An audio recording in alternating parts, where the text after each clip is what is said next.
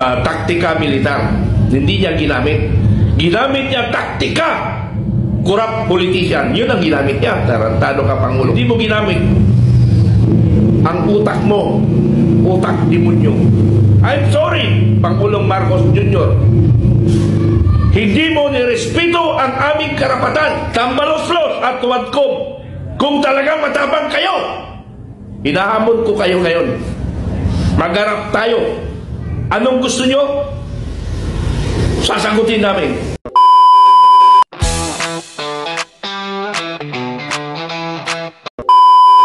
We must respect the rights of the Filipino people and ang mga congressman at ang mga nasa gobyerno.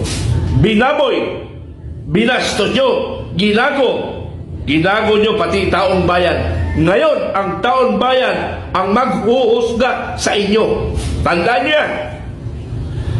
The Filipino people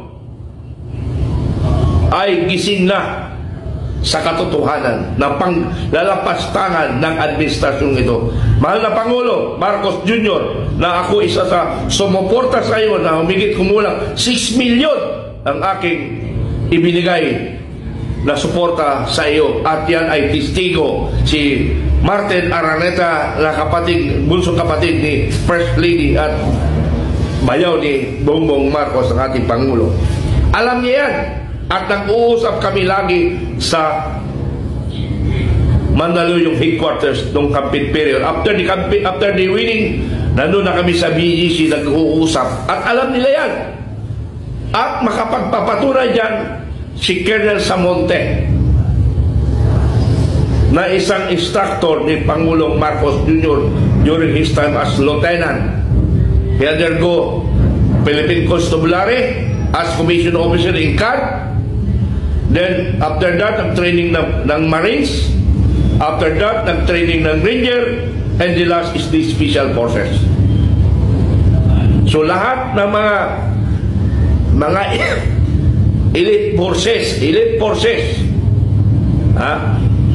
ay pinasukan ng ating Pangulong Marcos ngayon. Ngunit, hindi niya ginamit yung kaalaman na yan para sa warfare or sinasabi nating taktika militar. Hindi niya ginamit. Ginamit niya taktika. Corrupt politician. Yun ang ginamit niya. Tarantado ka, Pangulo. Hindi mo ginamit ang utak mo. Utak demonyo. I'm sorry, Pangulong Marcos Jr. Hindi mo nirespeto ang aming karapatan. Ako nga, nung magharap tayo hindi ko naramdaman ang pagmamahal at papasasalamat mo. Akala ko kasi may kasunod na mas maganda. The worst pa ang nangyari.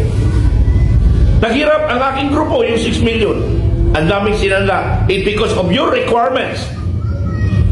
Pa-register ng organization, pa-register ng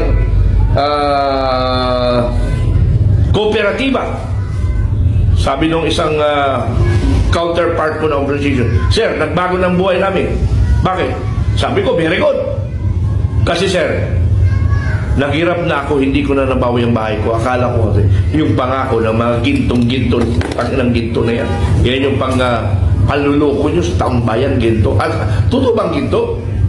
Actually, maraming tumawag sa akin sa mga ginto Pati sa Central Bank, ang dami tumawag sa akin na kami, the Filipino Guerrilla Forces, ang kanilang iniisip na tatayo para sa sambayan ng Filipino Guerrilla Forces, ang tunay na makabayan.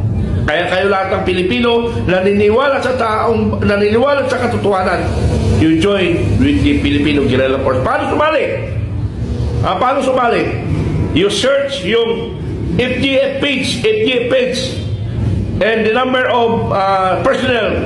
Major General Regis Yugo, ang number niya 0926-023-7227. Doon kayo magpa-register kung saan sulok kayo ng mundo at sa kanya nyo itawag.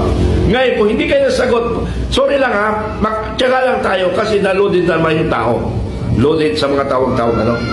So, mga kababayan ko, magandang balita, marami nang lumipat ulit kay Pangulong Duterte.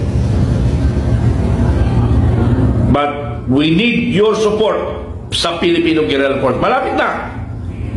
Huwag kang tumakbo, Pangulong Marcos.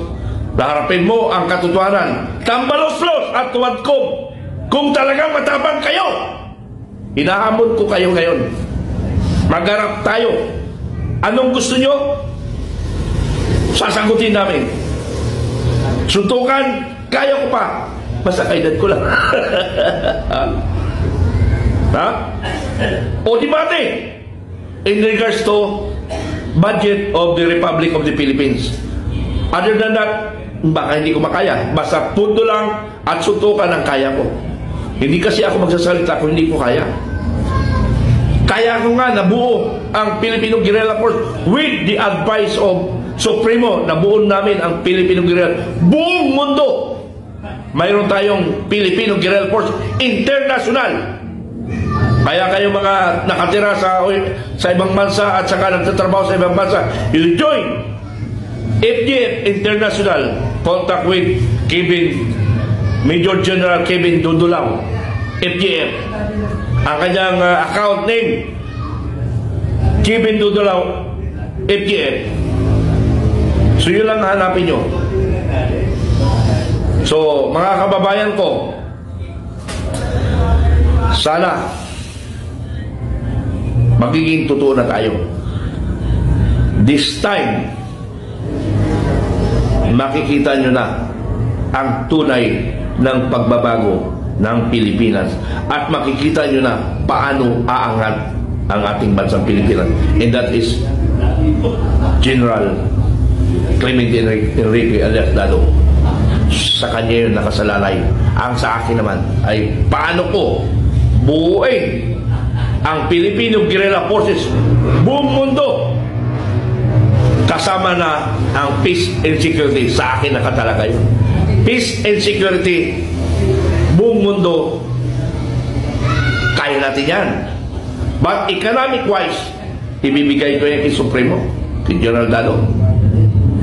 So mayroon kaming tandem how to improve or how to be a better Philippines of the Republic of the Philippines.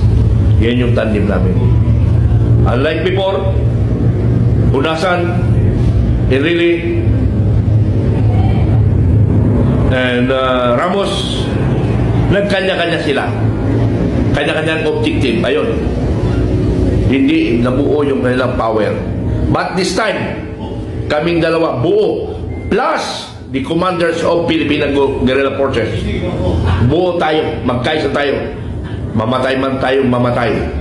Kasi baka bukas, ma-heart attack tayo. Patay tayo. Patay na. Wala nang mitran. Wala nang Supremo. So ngayon palang buhay tayo, ipakita natin ang pagmamahal sa bayan na may kasamang tapang. Sabi nga ni Duterte, tapang at malasakit.